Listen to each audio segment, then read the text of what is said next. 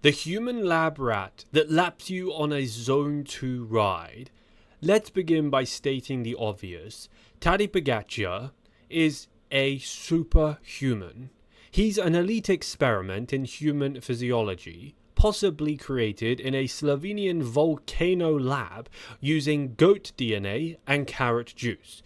While the rest of us are trying to maintain a Zone 2 ride without accidentally bursting a lung, Pogačar's Zone 2 is your max heart rate.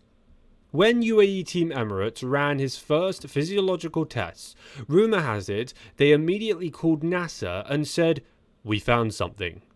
Dr. Inigo San Millan, has a performance coach, has said reportedly that Pogačar's numbers are, quote, off the charts, which is code for, we double checked with the Vatican just in case he's a saint.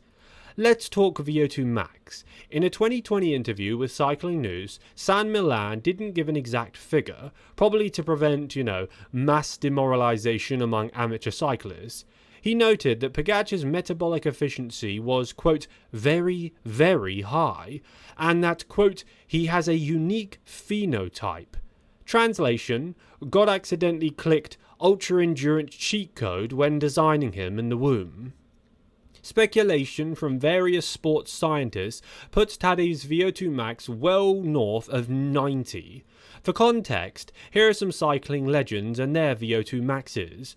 Lance Armstrong 84, Greg LeMond 92.5, Miguel Indurain 88, Average Pro 75 to 85, Tadej Pogačar 93 to 95 speculated.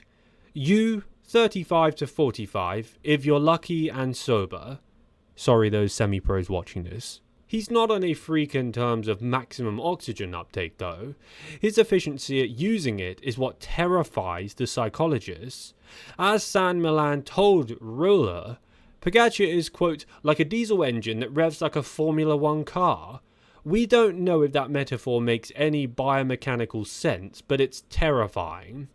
Lactate? Never heard of her. Normal humans feel the burn. Tadej Pogačar has never met lactic acid. He probably can't even pronounce it. Most riders accumulate lactate at high intensities and start gasping like goldfish with puffy cheeks. Pogačar? His lactate threshold exists in a realm most cyclists could never enter because they black out before getting there. In lab testing, top pros often hit their lactate threshold at 85 to 90% of their VO2 max, or their 1 hour max effort. Pogačar, some claim that he's producing sub 2 milliliters of lactate at 360 to 380 watts. That's right, he's putting out more watts than your average scooter while generating less acid than a bottle of Evian. There's a quote from San Millan in Velo News 2021 where he mentions, quote, what makes Tadej special is how his body clears lactate. He can ride at intensities that produce high lactate in others, yet they stay metabolically stable. Translated, his muscles laugh in the face of acid buildup. While you're crying over a 4x8 interval session, Tadej's holding 420 watts and scrolling memes on Yahoo. FTP? Forget about it. Speculation has him at around 6.5 to 6.8 watts per kilo for functional threshold power, which means he can drop basically everyone on Earth with a casual yawn. For a 66 kg rider, that is 430 to 450 watts. For comparison, Jonas Vingegaard is estimated to be 6.4 to 6.6. Chris Froome in his peak was estimated to be 6.2 to 6.4, Remco Evenepoel's 6.3, and your buddy Dave down the road, 2.8. Yeah, it's pretty crazy. On a bad day, Tadej's hitting 6.8. Zone 2 training, more like Zen training. If you've been even slightly poisoned by cycling Twitter or YouTube, you know that Zone 2 is the holy grail of modern endurance training. Everyone from your favourite gravel dad to Lionel Messi's personal trainer is doing it. But here's the thing, Tadej's Zone 2, it's faster than your sprint finish. According to San Millan, via Fast Talk Labs, Tadej's fat oxidization is off the charts. At intensities where most riders are burning carbs like a flaming donut, Tadej is still sipping on body fat. He's like a Tesla with an infinite range solar panel. He can hold 300 watts in zone 2 with a heart rate at around 120, a level where most people are, well, still digesting breakfast.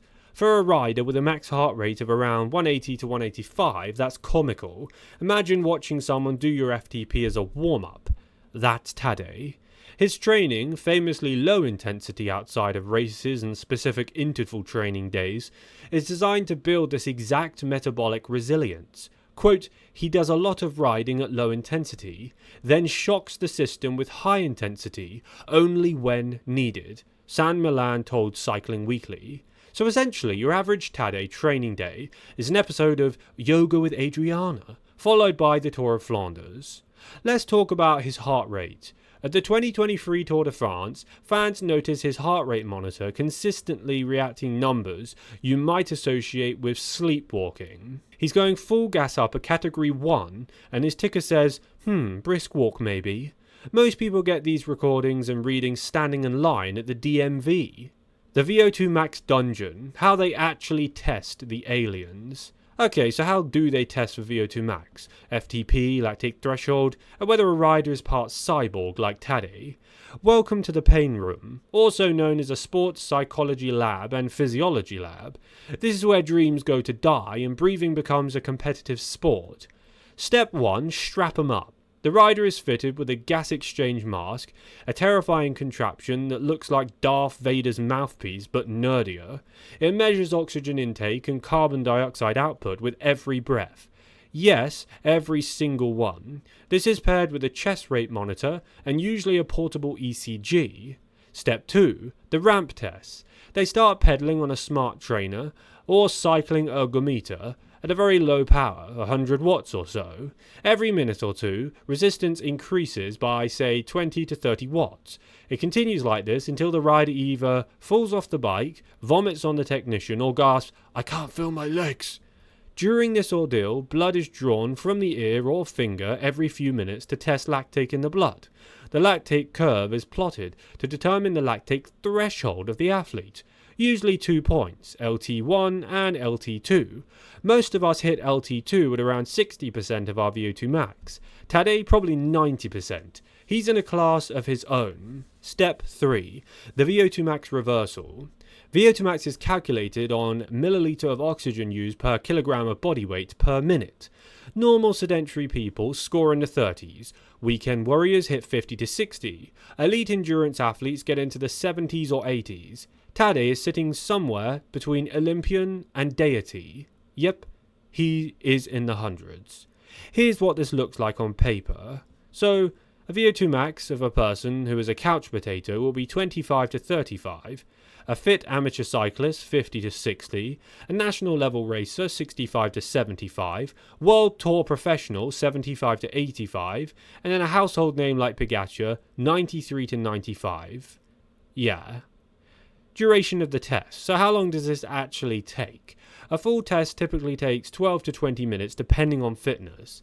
Tadej's probably takes 45 minutes because he keeps pedaling long after the lab staff has gone home. He may still be on the ergometer right now as I make this video. The final diagnosis, not human. Let's summarize what we've learned. VO2 max near 95, tick. Lactate clearance like a chemical refinery, tick. FTP high enough to power a small European village, tick. Zone 2 that makes mortals weep, tick. Never shows emotion, weakness or tired legs, tick.